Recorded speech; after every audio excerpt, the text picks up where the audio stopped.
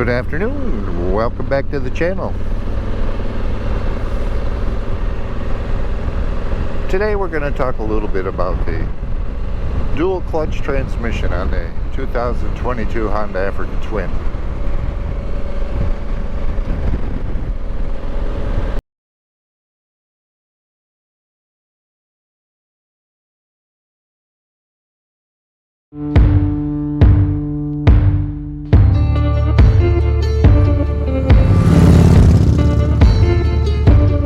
Today we're going to do a little something different. Let's talk about the DCT transmission on the 2022 Africa Twin.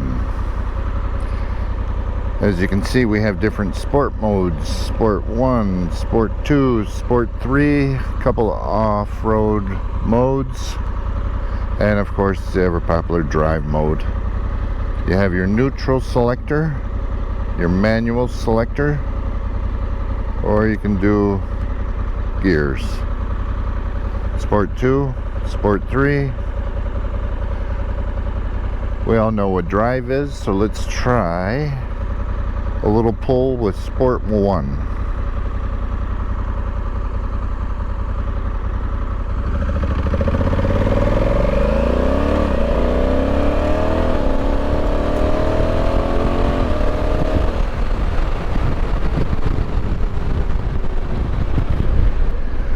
And you can see how fast and smooth those shifts are. Sport 1 shifts a little faster. Let's try Sport 2. And you'll see it holds the gears a little bit longer. We're only going to run like up to 60.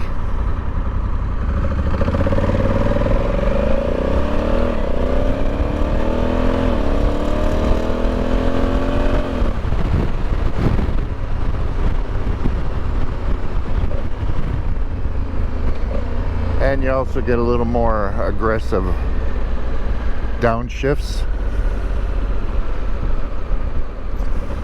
in Sport 2 versus Sport 1. I typically drive around the city in Sport 1 mode. Seems to give a pretty good blend. The DCT transmission shifts much faster and smoother than a normal clutch, because by the time you pull the clutch in, find your gear, this thing already has shifted. It can shift in milliseconds. The reason they call it the dual clutch transmission, because of course there's two clutches in it. The first clutch is first, third, and fifth gear. The second clutch is second, fourth, and sixth gear. So like right now we're in first gear. The other clutch is already grabbing and ready. It's got second gear ready.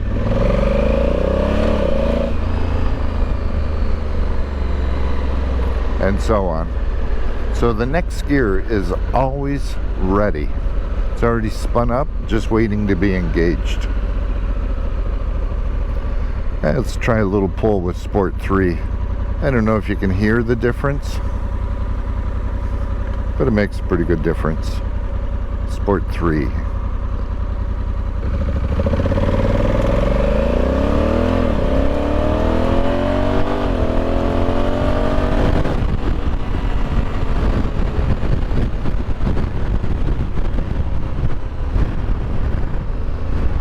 Sport 3 is the most playful mode. And it's even faster than if I do the manual shifting.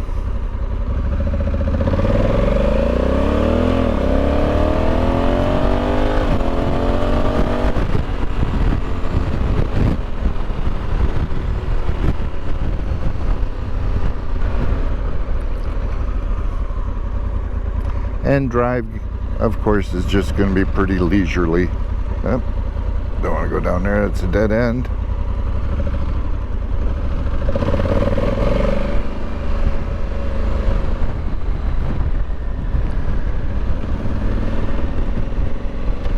And if we wanted to get serious about it, we could turn traction control and all that stuff off.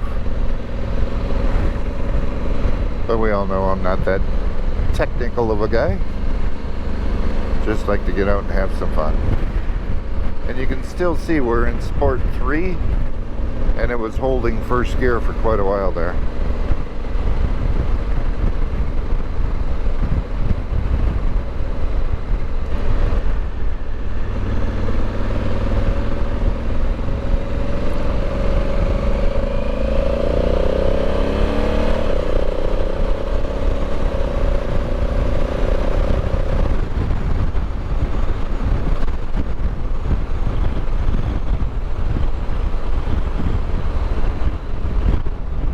And while you're still in your modes, you can still manually downshift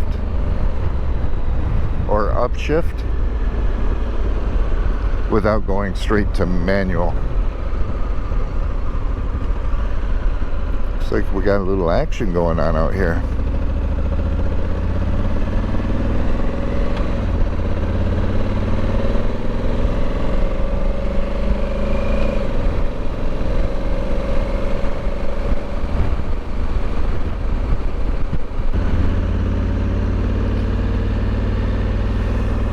Okay, many of you might say, don't you miss shifting? Real motorcycling is shifting. I can shift. Do I miss the clutch? 99% of the time I'm going to say no. I don't.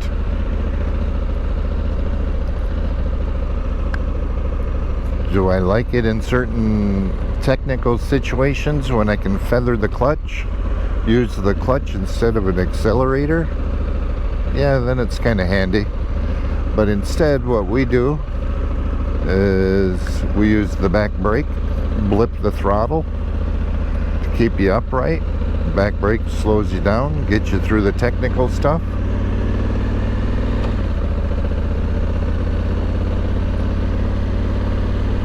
I don't think I would go back. I really like the DCT transmission.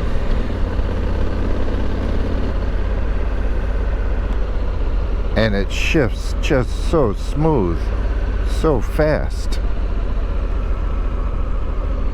There should be something to it. Some of the high-performance automakers like Bugatti, Ferrari, Lamborghini, Porsche, they're all using DCT on their top-end cars. It's just that nice. Shifts are so fast, so smooth. Your next gear is always ready. You don't even have to think about it.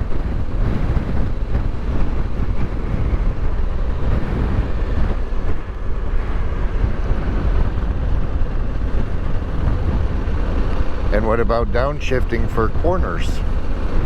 Does it shift in the middle of a corner? No, the Africa Twin's got enough electronics in it. The computer's got the lean angles, so it'll hold its gear to keep it nice and smooth through the corners. Looks like we had a little fire out here.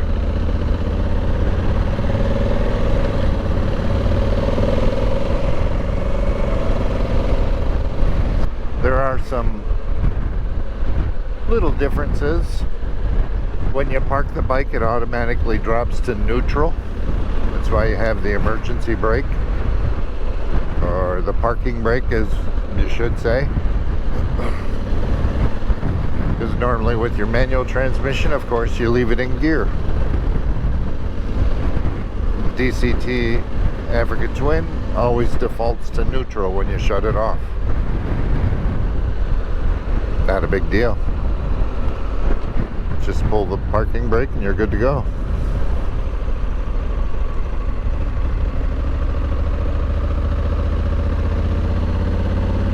It's one of the big reasons why I bought the Africa Twin. I was looking at some other bikes. The 1200 GS, the T7. Africa Twin had pretty much what I wanted. I really wanted to try the DCT.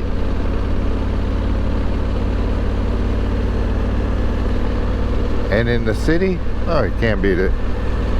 No fooling around, no shifting.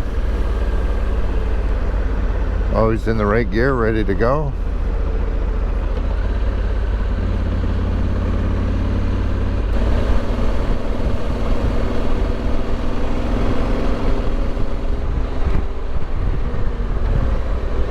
And as far as fuel economy goes, because the shifts are so much more precise, so much faster, they say there's a realistic gain of about 6 to 8% in fuel economy. Doesn't sound huge, but it adds up. And the nice thing with the DCT, you don't stall it. Going up a hill, stuck in some sand, the bike doesn't stall. It just wants to keep going. Give it some gas. Keep going.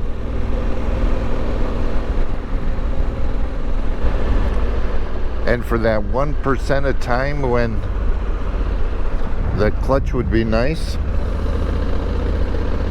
I probably shouldn't be in those situations anyway.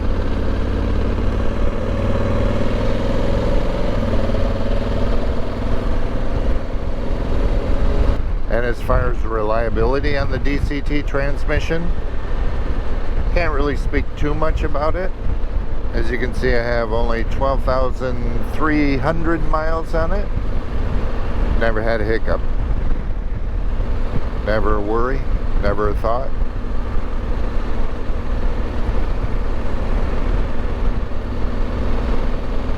The only thought is, turn the wrist.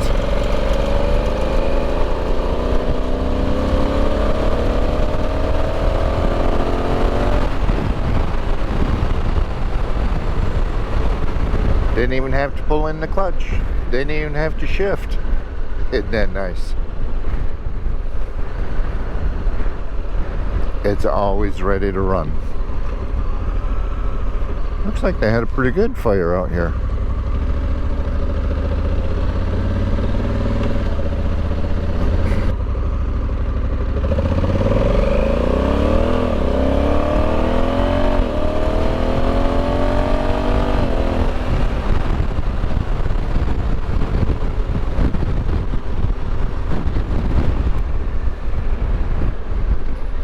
Well, let's get out and take a look, see if you can spot any differences. So right now we'll put it in neutral. There we go. Parking brake on. Parking brake indicator. Neutral, of course. Cruise control.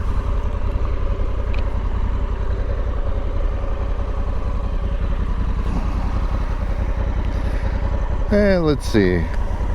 Oh yeah, no shift lever.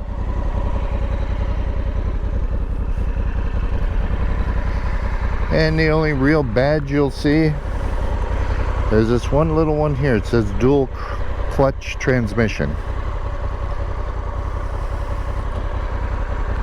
Other than that, everything's exactly the same. You will notice the parking brakes back here utilizes the back brake. Comes through down here.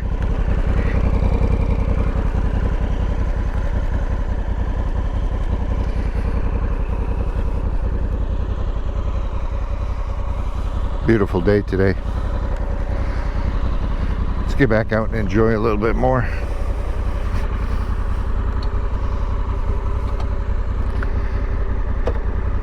That's it.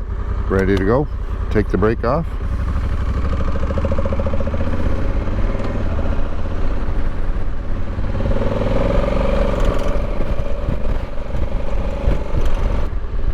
The vultures have themselves a little feast. They don't want to give it up. Bombardier testing area.